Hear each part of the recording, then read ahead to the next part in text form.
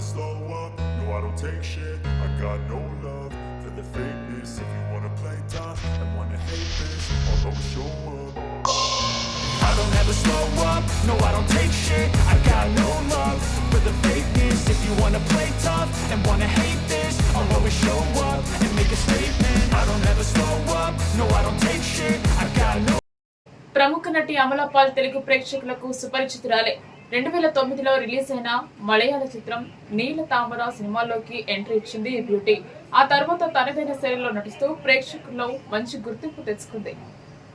ఇద్దరికి గోవాలో పరిచయం అయిందని, అతడు దక్షిణాది సినిమాలు చూడడు కాబట్టి నటిని అనే విషయం తెలియదు అని చెప్పుకొచ్చింది.